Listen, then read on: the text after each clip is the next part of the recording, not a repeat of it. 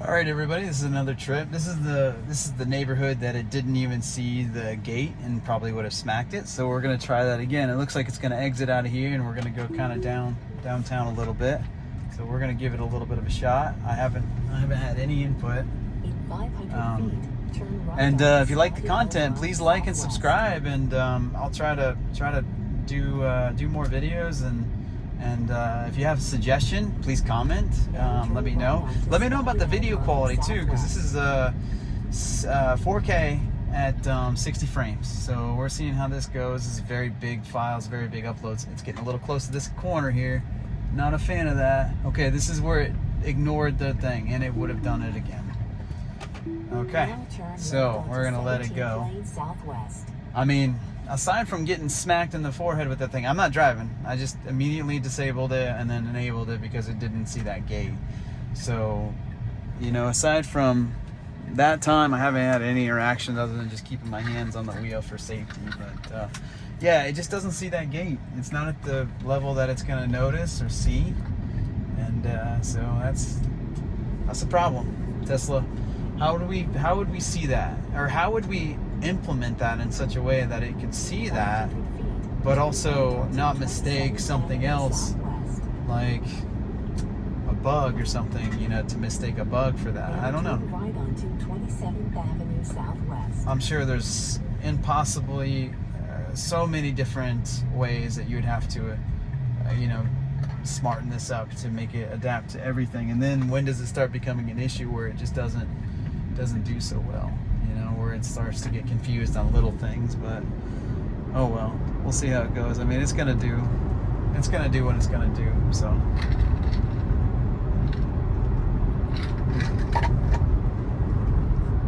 So again, another easy trip. Nothing too crazy about this. Pretty straight shots for the most part. If we look at the map here, pretty much a straight shot. So we'll go through a couple of nice intersections. This area is a little confusing though, so this is going to be a little bit more challenging because it's like a one way for this way, and then it's a another split. It's just really confusing. Once we get to that point, you'll see kind of what I mean. But we'll try it out. Gorgeous day. This is the first intersection where it may have a problem with congestion here. It may be a little bit busier. But so far, full self-driving is doing exceptional. It's doing very good. I've documented a few times that it had trouble, and you know, go check out those videos where, you know, I kind of show that it makes big mistakes, pretty large mistakes, you know. Now, what separates autopilot from full self-driving is, if this was autopilot, it wouldn't read that stop sign. It would just keep going. It would just pretend like it's just like lane assist, right? It's just going to keep going. If it saw a car stopped here, it would have stopped behind the car, but it doesn't care about the doesn't really care about the what do you call it, the stoplight. Now, with the other thing we have, the autopilot, it does actually watch the it watches everything. It's just pretty much like a person driving, like you have a chauffeur. And the chauffeur every once in a while has like a stroke, you know what I mean, and does something crazy. But for the most part, it's very safe. For the most part, it's good. But always keep your hands on the wheel. It's not perfect. So, but what is perfect? Not a whole lot of things are perfect in the world, but we just try to do the best we can. Here's a bike rider on this side. It's automatically looking at that bike rider, and it slowed down a little bit there. That's interesting. So it's cautious. It's cautious. That guy could zip out. See how far it got over to that lane on the right? It got way over here. So that's interesting. Let me zoom out a little bit more so you can get a nice view of everything and kind of get what it feels like. There's a person on some sort of tractor over here. Four-wheeler, mower. Picked up that person kind of spotty.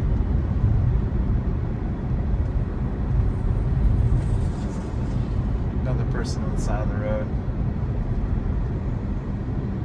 So I used to go to school down here on the left. There's a school called Citrus, and I used to go there. And when I was a kid, I pretty much grew up in Vero my whole life. But we have some really nice schools here. Citrus was pretty decent. Glendale Elementary was my favorite school I've ever been to. I had such nice people, nice teachers there, such a nice environment. I did have one teacher who I didn't like, who was always mean to me, and her name was Mrs. Strotter. And I'll tell you what she did to me one time. While this is driving, I'll explain it, but if it does anything crazy, I'll deviate. But one time when I was about, I don't know, like probably like 8 or 9 years old or 10 years old, we were spelling stuff, and I think we were just taking notes or something, and I was taking notes as best as my 7 or 8 year old self would do, right, as far as like writing down. I might have been a little bit older, maybe I was 10, and so I'm writing stuff, and I'm just kind of zipping through it as best I can because I don't want to miss anything. So I start writing things, and she somehow calls on me for something and looks at my paper, and I show her my paper, and she's like, "Oh my gosh, look how this kid spelled this. Look how Chris spelled this." I'll never forget that. She goes, "Look how he spelled this," and she spelled it on the thing in front of everybody, and everybody laughed at me, and I thought that was really sad. I thought that was kind of mean for a teacher to do. I mean, obviously it was a while ago, and nowadays teachers would never do that, but she was mean to me, guys. She was terribly mean. And at the time, I just remembered it, and I was like, well, that was kind of not nice. And then, actually my mom pulled me out of that class and put me in a different homeroom class, and I had this teacher. His name was Mr. McCorson, and he was the nicest guy, super nice guy. His daughter was in the class with us. She's super nice people, just wonderful, nice people, and he's just a great guy, just an overall good guy. And if he's still around, or if he's still doing it, I hope he's doing well, and wish him the best. And it'd be cool to hear from him every once in a while, but I don't know. Somebody held that mailbox. Somebody nailed that thing. All right, so this is pretty much a straight shot. Nothing complicated here. Not much differentiates autopilot from full self-driving in this instance right here, this drive, this straight road. But some of the more complicated things, yes, definitely is a big difference between autopilot and full self-driving. Now, every car, every Tesla, usually if it's a newer one, it'll say it has the full self-driving computer. That doesn't mean it's got the software to full self-drive. You have to either subscribe to the software for $99 a month or buy it for $8,000, $9,000, $10,000, whatever it's charged, whatever it is, and then you get the full self-driving. I highly recommend, if you don't have it, if you didn't pay for it with your car, get the subscription. Chances are you'll never really, you'll never have that subscription long enough to make it, a big expense, or close to the $10,000 that they charge for it. Maybe you do. If you really like the car, go for it. But it is a lot of money. It's a chunk of change. You already buy a fairly more expensive car when you buy a Tesla, and then you buy, you have to pay another $7,000, $8,000, $9,000, $10,000 to get the software. It's kind of a steep curve, But I tell you what, it does save you a lot of trouble, I should say. We're definitely going under the speed limit, which is okay. But I'm not sure if it's this guy in front of me or if it's somebody else.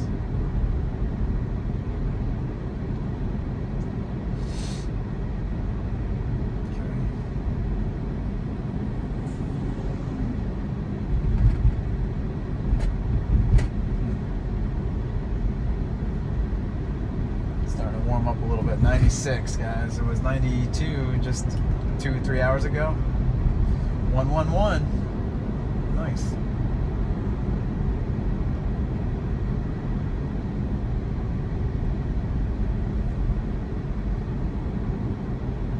Those are Clusias. I talked about them before. Those are Clusias. In 1,000 feet, turn right onto 20th Street.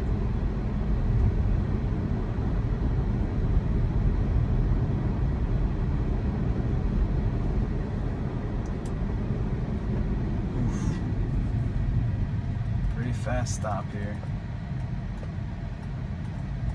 I never understood people not planning ahead for slowing down. You know, it shouldn't be a surprise to you that you have to slow down. Now turn right onto 20th Street. So this is the busy State Route 60 here. We're going to go on this road.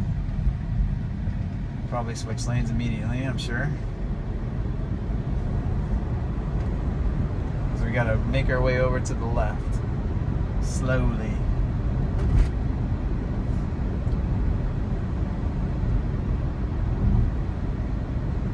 Like I said, always keep 2 hands on the steering wheel. Always be safe. Never trust this thing with not paying attention. Always pay attention to the road. Oh, it's like it wanted to, and then it decided not to. Wow, look at this maneuver. Oh, but we both got caught at a light, so that's a bummer. Yeah, that guy didn't really look too well. He just kind of pulled out, but it handled it well. He was already planning on making that left lane change, but it seemed like that was also, it kind of worked with the fact that guy pulled out here. So let's see what it sees here. Okay, look at that. It sees one set of lights, and it sees barely sees the other set of lights. And I'll tell you why. Because those lights have a coating on them, or a mirror thing on them, where you don't really see the red light from here, right? Okay, this guy just doesn't know what he's doing. He's just going all over the place. Okay, come on, Brooks. Who are you hiring? Anyway, so that's what's happening there. Okay, now we have the green light. Accelerate. Another green light. That's why, because you don't want to see the green and think you can go if it's a red back there. Okay. We should be shifting over to the left sometime soon. By the way, let's do that.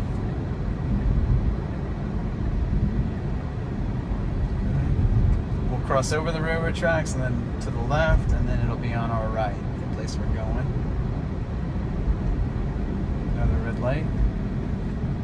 It'd be cool to see some people walking on here and see this, see what that looks like on here. Look at that view. Look at that. We see everything on here. It's nice. Even it kind of almost guesses around the corner a little. Actually, I can see a little part of it. You can see the line there. You can see everything happening there. It's just crazy. It's really cool. I like that. Really unique. I mean, with a person driving and full self-driving, there is a very lower chance of being an issue. Wow, that was kind of a serious maneuver there, buddy. Okay. Wow. Okay. So we go up here, cross over, one light down. Oh, interesting. People on the side of the road here. What does it do? People on the side here. Wow, that's a problem. What does it do here? Wow, look at that. Look at that. I did not do that, even though my hands. I did not do that. Wow, that's impressive. I don't know why they're stopped like that, though. It must have been an emergency or something, but that is not a safe place to stop. Not at all. Okay. Here we go. In 500 feet, turn right. Okay. Another successful trip with full self-driving, guys. Doing pretty good. Like I said, if you like it, just like and subscribe. And I appreciate everybody, and I read every single comment, and I respond to every single comment. Even if I just said thanks, I'll respond. And if you have questions, let me know. I'll try to help answer them. And if you have any problems with your full self-driving, send a comment over, and I'll try to take some time every day and read them and answer it as best as I can. So, I do appreciate everybody that watches these, and I know a lot of times it's just kind of going down a road, and that's okay. I try to keep it interesting and talk about other things, but if there's anything you would like to know, shoot away, give me a question. Those are those Bismarck palms I like, those big palms right there. Nice. All right, here we go. I'm gonna see if it gets into this parking lot fine, and then we're done. Well, the video is done. I still gotta work. Good. Good job. Nice work. And then it's gonna bring us right up here to the front. There it is, guys. Perfect. Another perfect drive. Thanks for watching. You have arrived at your destination.